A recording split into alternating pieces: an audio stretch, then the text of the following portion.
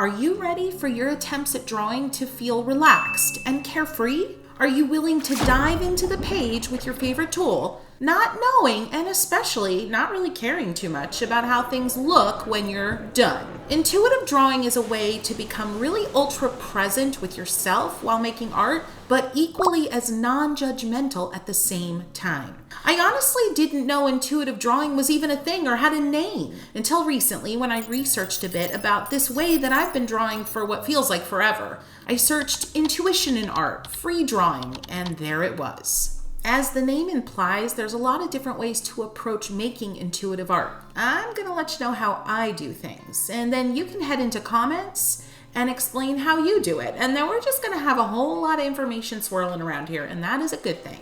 Today I'm going to be using my new favorite brush pen from Kuretake and some hot press watercolor paper. All I know about what I'm going to draw is that I want it to be succulents. I don't have an inspiration photo or anything in front of me to go off of. I'm purely just going from memory and maybe a glance or two at the plants that are right in front of me in my studio. That's it. No compositional plans, just get right to it. Starting with some ovals, and the thing I think about most more than anything else at all with this particular approach is my line quality. I want my line quality to be interesting, and that's where these kind of brush pens come into play because it makes line quality and a variety of line quality so easy. Press down for thick, lift up for thin, and then everything in between.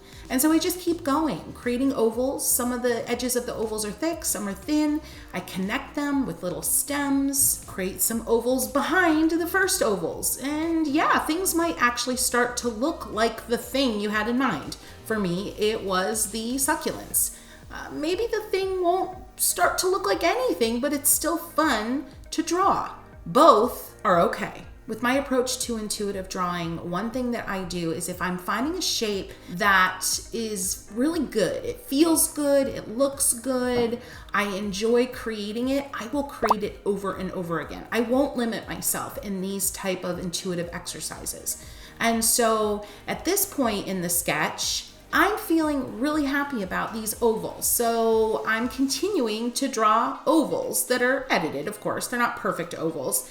Fat ovals, skinny ovals, ovals that have all sorts of different silhouettes, smaller ones, bigger ones, all the things. And I'm just leaning into the fact that these ovals are feeling really meditative right now. I don't care what they look like. Now, of course, in the back of my mind, I know what a jade plant looks like, and I know that it has a thick, kind of stocky trunk, so to speak, and so that is coming into play when I'm adding the moments between all the ovals, which essentially are succulent leaves. So while you can't really fight off actual representational lines and shapes that look like leaves, for example, shapes that look like stalks, you don't want to worry about them too much and fuss over them too much in intuitive drawing. The other thing when I'm drawing intuitively, I like to keep a rhythm. I don't like interruptions. I normally don't mind interruptions too much when I'm working on a more in-depth piece because I can come back and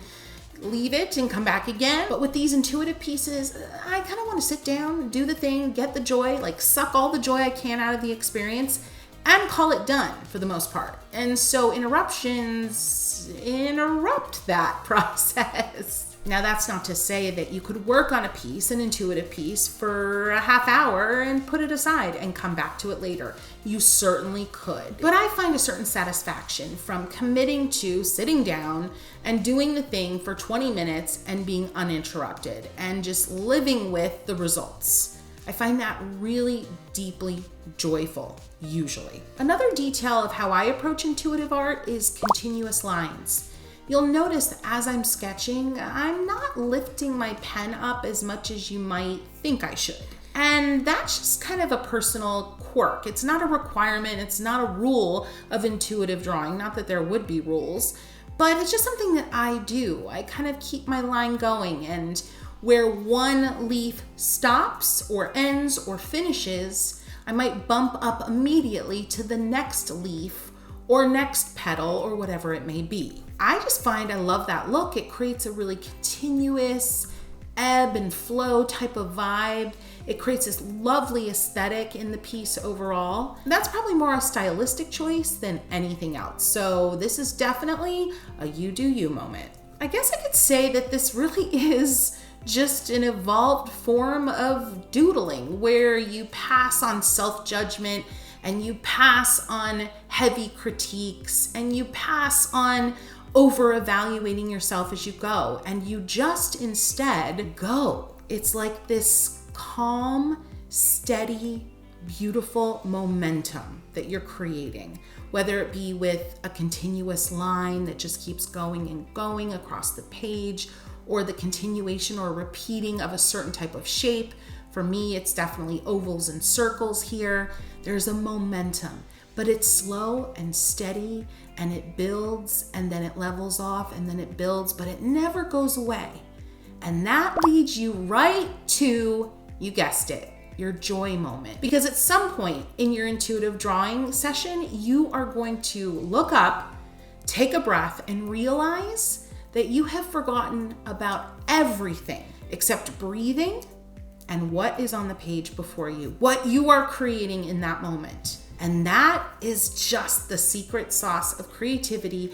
And that right there is the whole reason that you're on this journey. That's my guess, at least, is having as many of those moments where your art making blocks out the entire world, even if just for a few minutes. That moment where you take a breath and you just have that gleeful realization that you didn't worry about anything, you didn't fret, you didn't judge yourself, you didn't critique. That moment is so beautiful, and you will find yourself chasing after more of those moments. And if there were anything worthy of being chased in this world, I gotta say, that kind of joy would definitely be on the top of my list. Now, you could keep going, or you could start to paint, do a little line and wash style watercolor here, fill in a bit. You do you, my boo.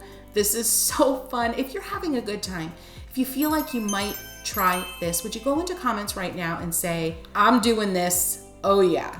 I mean, you say what you want to say, but you know, I just want to know that you're still here and having some fun. And while you're at it, please go ahead and give this video a boop. That's a like, and in the YouTube's world, it really helps other folks like yourself find videos like this one so they too can chase after their own joy.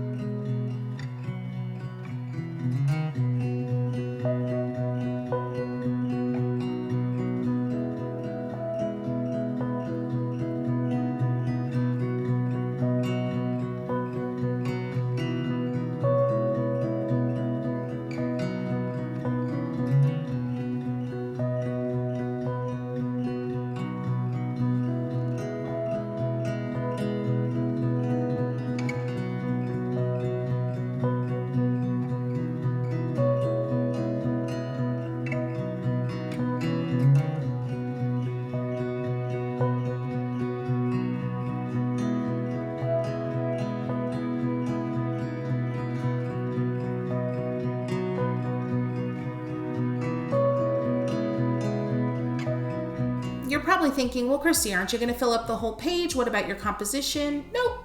I just went with my gut here and what I felt like doing. I didn't feel like filling the page anymore at this time, so I'm going ahead to add a little watercolor in. But honestly, I'm already feeling the stirrings of like, gosh, this is really fun. I think I might want to start another one that's a little more structured.